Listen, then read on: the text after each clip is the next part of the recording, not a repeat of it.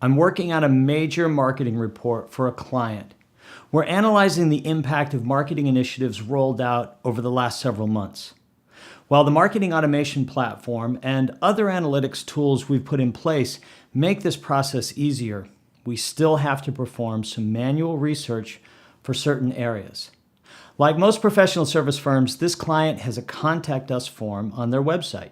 Visitors to the site make all sorts of inquiries, including requests to explore working with my client.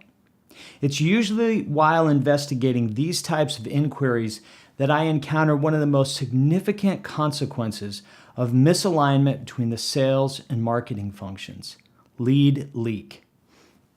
Lead leak occurs when someone opts out of sales dialogue before having a conversation with a consultant.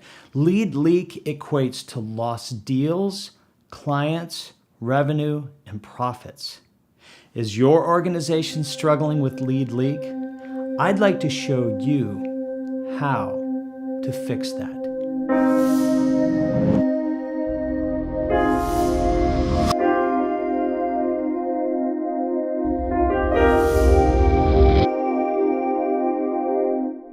When leads are passed from sales to marketing, one gets to see how the two functions are aligned. Here are telltale signs that I've noted of misalignment.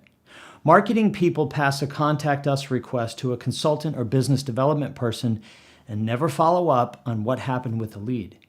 Business development consultants ignore the Contact Us request or promise themselves that they'll get back to it shortly, which rarely happens. Days pass before the lead is contacted. No one has responsibility to track the progress on a week-by-week basis for new leads coming into the company and what's happened with them. Prospects who sincerely want help and have budget to work with the company lose hope and go elsewhere because it appears that the company is not interested.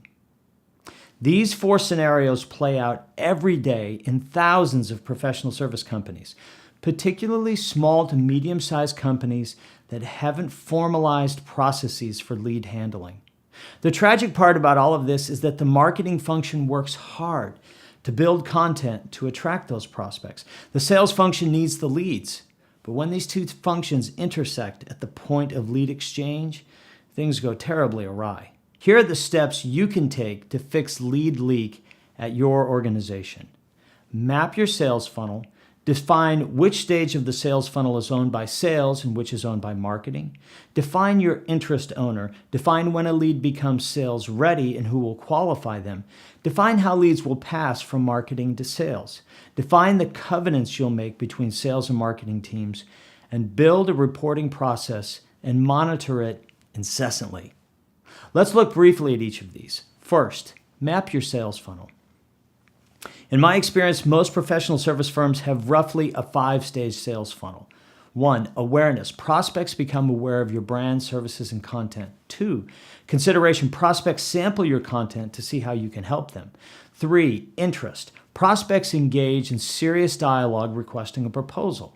And then 4th, evaluation. Prospects evaluate your proposal against their needs and competitive offerings. And then finally, selection. Prospects accept your proposal and move to next steps. While this may vary somewhat for your company, the important thing is that you have mapped your sales funnel and know exactly how it works. I recommend that you retrace the path of at least the last 5 to 10 new clients and create a flow chart of the stages that they've passed through. When you look at your sales funnel, the first question to ask yourself is this: who owns these stages?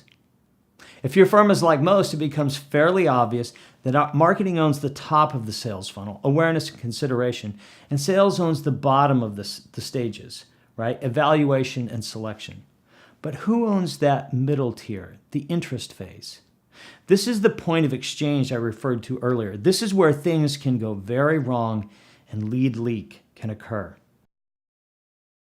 Smart professional service organizations are paying ever closer attention to the interest phase of the sales funnel. The moment when a prospect goes from being passive to being active. This is the moment when they begin to lean in toward your organization.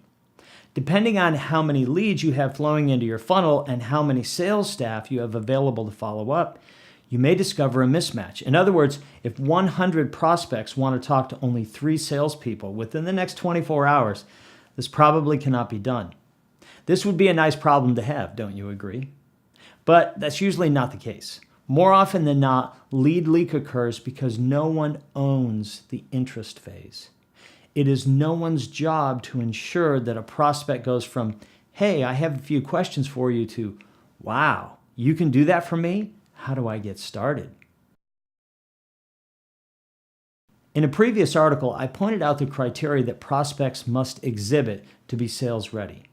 They need the services you offer. They have an appropriate budget. They have a timeline in which they must act or there will be consequences.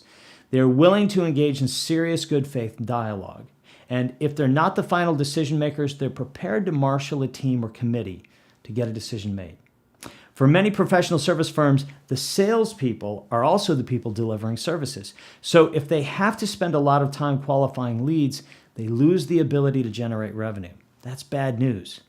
This is yet another reason that I recommend that you define an interest owner.